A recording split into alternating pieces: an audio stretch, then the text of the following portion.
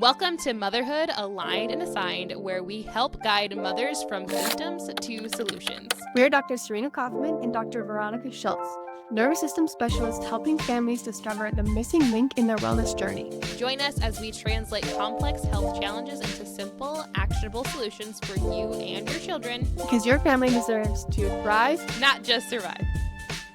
Okay, Mama, we're going to talk today about your teenagers or your friends' kids, their anxiety. Because I think we all know a teenager who's anxious, and we have a mom friend who has a teenager who's anxious if it's not you. And this can start really subtly. And I'm mostly going to talk about teen girls because that's where we see it the most.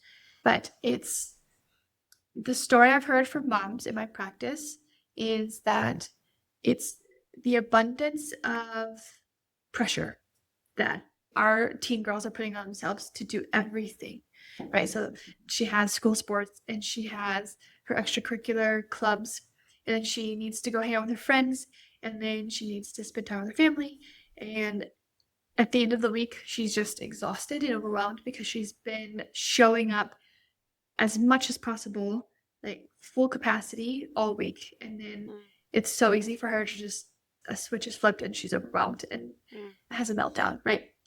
And I think you just described my teenagers. Yeah, that was you, wasn't it? So I think, and this mom and I were chatting, because this, again, she was not expecting this result. This teenager specifically that I'm talking about, she came in for low back pain. And her mom's like, I want her to perform well in sports, and I know there's more. But one adjustment solved the pain issue, and then we got to the more part, and this mom was like, whoa, this is really cool. And she pointed out to her daughter recently, she's like, did you notice that you had just as busy of a week as you have in the past, and you're doing really well? And her daughter was like, oh, wow. And this is the story I'm seeing with every teenager who's under neurologically focused care. Like when all of the stress is removed from their body, not all, when we're working on removing the stress from their body, it's much harder for them to become overwhelmed. And the mom and I were talking about this, and she's like, I think we just passed this behavior off as like, oh, they're teenagers, they're hormonal, they're going to have mood swings, they're going to be difficult. She's like, I don't think that's true. And that's not how my daughter is. And she's like, I think this is really, really helping us to, like, her to express her life fully. And it's just been so much fun to be around her. She loves her so much. She's just a fantastic kid. I know that she's a really cool person. And now she's getting to express that fully, which is just, I get so excited. Teenagers are my favorite, I think. So what I want to encourage moms in saying this is that anxiety isn't just behavioral. And actually, a lot of my teenagers too, like they are from our church and they are like developing their relationship with the Lord. And I want to encourage them also, like, your anxiousness is not a lack of you trusting the Lord. Right? Because that could be another thing for these teenage girls to be like, oh, another thing, I'm not trusting enough. I'm not surrendering enough. And that's why I'm anxious. Right? I sometimes just want to encourage my teenagers who are believers that it's not a lack of your faith. Right? Your nervous system is really noisy, and that's making regulation really, really hard. Yeah, you started to say we were removing stress, but it's like we're actually not removing stress. We're getting rid of the stored stress. And I think that is a really important thing to know of stress itself. Stress itself is not bad. If we didn't have stress, we would just be a bunch of lip noodles, right? Like stress and rest is the human experience. You need both. Like I've had some people where, I've talked to, especially this comes from moms especially, but sometimes teenagers, it's like, so what do you want me to do? Nothing. And then when I say like, well, you're under a lot of stress. You actually, I feel like my life is pretty telltale that you could have a lot of stress. You could just keep adding stress to it. But if you are taking care of your nervous system, if you are, doing the things to remove the stress, you can actually withstand a lot. So that stress doesn't become a bad thing. It becomes really kind of fun, right? Like it becomes something you look forward to. The, problem solving, the challenges, the, all that stuff. All we're saying is instead of facing those challenges and them feeling overwhelming, you'll face those challenges and know that you have the adaptability. We can do all things through Christ who strengthens us, right? You will face challenges so much different when you are not being weighed down by all of the challenges your body never processed before. Mm-hmm. So why does your child get stuck on the gas pedal or get stuck in this stress point? Right? That can be a part of the connection that we don't understand of how does the emotional stress that our teens are experiencing get physically harbored in our body. And that is because if our cortex, which is responsible for processing and sorting our inputs like emotional stress, chemical stress, and even physical stress, if it gets overwhelmed, it's shunting all of our processing of that sensory input to our fight or flight brain. And if our fight or flight brain, it's not good at processing things, it's good at reacting to things, right? And so if we can't process it, if it's too much for our brain to process, it has to get stored physically. This is kind of, I've been thinking about this. This is kind of the concept of energy can't be created or destroyed. Right? So if that energy, it can't just go poof, we didn't process it, it goes away. It has to get stored somehow. It has to go somewhere. Yeah. And the closest thing to our nervous system physically is our spine. Right? And that's why chiropractic is so good at removing the physical stress in our body with really specific adjustments to restore balance to our brain. Can I also say, because I like that that like concept, but I almost want to break it down even like to even more layman's terms of like, think about when you are facing something really stressful, your eyes are going to dilate so that you can see better, right? Your heart rate is going to increase so you can get more blood to those places.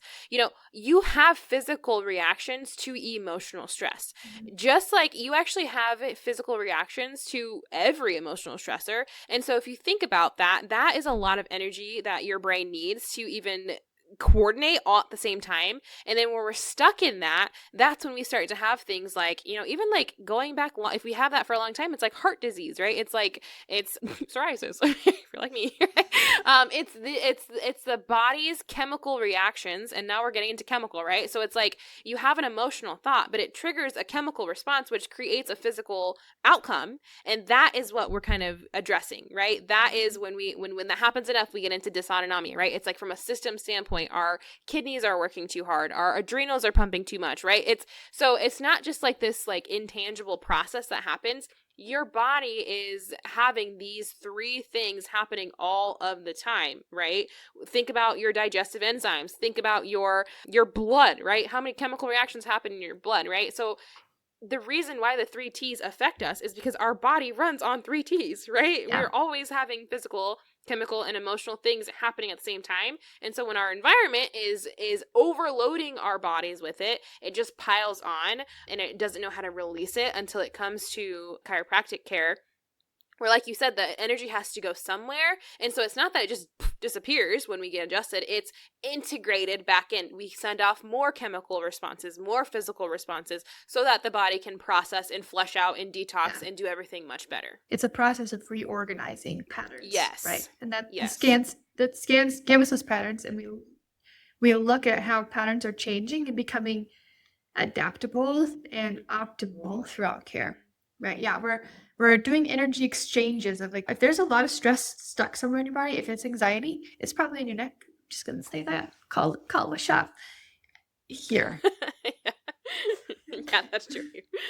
And there's probably going to be shut down lower down in the body, right? So we're kind of reestablishing healthy patterns and reorganizing those things. Mm-hmm. And so what I want to say is I'm going to circle back. Like when there's too much and our system gets overwhelmed, that's when we're getting stuck on the gas pedal. And so it's so much easier for something little, or as those of us who are in fight or flight perceive as little, or maybe in a different fight or flight. It's so much easier for something little to engage our fight or flight response, increase our heart rate, like anxiety attacks, essentially, right? Mm-hmm. So we're already in that fight or flight state, and then one little thing pushes our nervous system over the edge to a fight or flight response, which is those anxiety attacks too. Mm-hmm. Right. So this is where I just reiterate it. That's where it becomes, it's not a choice that they're making to become stressed or difficult or defiant, right? It's not a weakness. It's not a behavior. It's a wiring issue. So that is just the most exciting and encouraging things I can deliver to teenagers is like, this is not due to your lack of anything. There's simply unorganized chaos going on in your system, making it really hard for you to excel the way you want to. Mm-hmm. So, and it didn't just start, I just want to say, this probably didn't start in the teen years with just behavior. It started probably way earlier. And this is where we can dive into everyone's story of the perfect storm of how is mom's pregnancy, right? Because baby's going to mirror mom's nervous system as they're developing. So if you were really stressed, there's a chance that your child was wired for stress just out of, like, that's how we know how to adapt and commit to the world. Mm-hmm.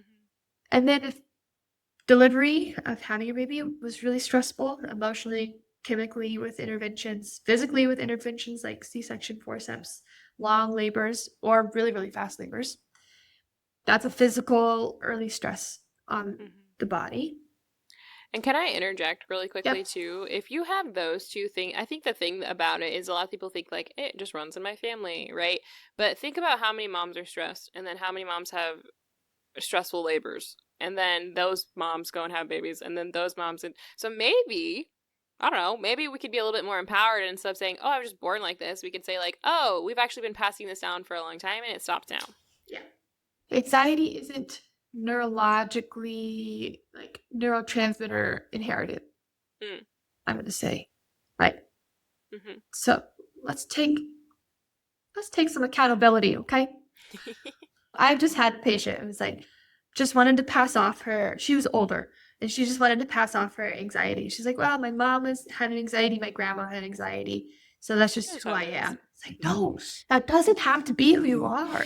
Yes. And it's not. It's not. And I say that with love, by the way. I am like, when I look Yes. annoyed and sound annoyed, it's because I want people to thrive. I think we're more so annoyed with the system and how it's just failed so many people of being like, yeah, you know what? Let's just go ahead. You know, your mom had it, so that makes sense. You're just destined to have it. Like, there's so much more empowerment for you than that. But I wanted to, since you've heard of Perfect Storm. If you haven't on this podcast, go like one episode or over. I want to talk about the vagus nerve because we don't actually talk about it a lot. I don't think this might be our first time. And kind of picking up where Dr. Serena left off on like the birth trauma and how forceps and vacuums and all this stuff affect the baby the moment that they come out.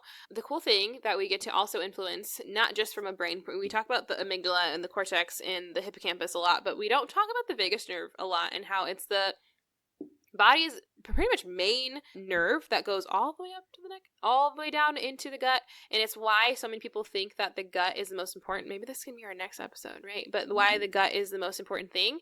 And it does seem like that at first if you're not paying attention to what comes before the gut, which is the nervous system. And so it's really cool that, for your child who might be, or teen, who might be experiencing anxiety, another reason why chiropractic works so well is because we directly get to influence the vagus nerve through our adjustment, especially in the upper cervical region. The cool thing is on our thermal, we talk about EMG a lot, but on our thermal scans, anytime I have someone with anxiety, that C1 is blown out.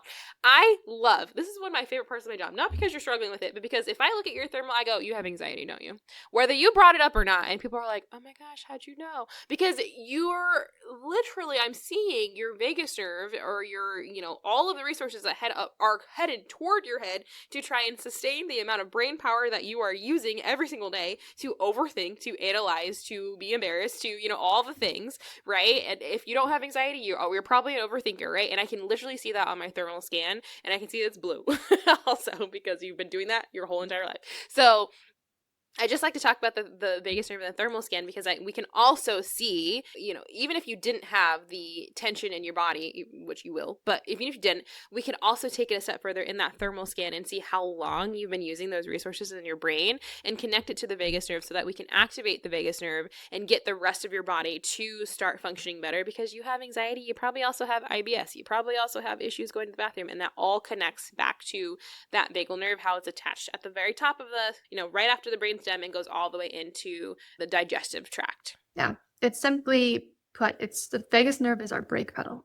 Mm-hmm. And it's like a fancy way of saying it that most parents don't get. Like if there is low vagal tone because there's been stress appear from birth, it doesn't have as strong of ability to tell our heart rate to slow down, to our breathing rate to slow down, tell our digestive system to speed up and to do its thing, tell the immune system that's attached to our gut that the vagus nerve is literally telling immune cells, hey, do your thing. It can't even, and then that's where our neurotransmitters are made, are in our gut, and the vagus nerve has an impact in the relationship with all of those functions, which is so cool. And then we have another branch of our vagus nerve that is, and we'll dive into another topic or another episode.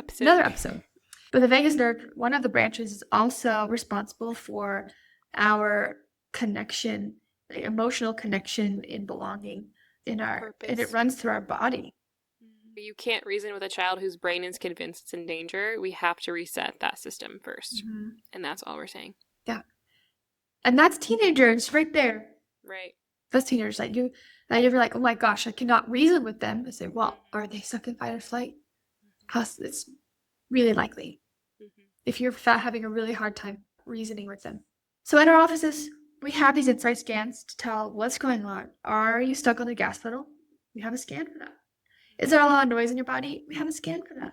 Mm-hmm. How has the long-term function of your whole nervous system been, like vagus nerve-wise, through your body? We have a scan for that. And we can put the whole story together with your story to make a plan of action of how are we going to get these patterns rewired for our optimal health and connection and vibrancy in your teenager's life. Amen. Dear Lord, thank you for our teenagers. Thank you for shedding light on how we can connect with them and how we can help them be more connected in our world. Thank you for giving us the gifts of chiropractic and the genius minds behind tools like insight scans so we can serve this underserved population and help them thrive and grow into the full potential and mission that you have given them. In your name I pray. Amen. Amen. Thank you for joining us on Motherhood, Aligned and Assigned. We hope today's episode helped you connect the dots in your family's health journey. Remember, this is where nervous system health meets motherhood wisdom. Until next time, we're Dr. Veronica Schiltz and Dr. Serena Kaufman, supporting you as you nurture your family's well-being. Because when you're aligned, everyone thrives.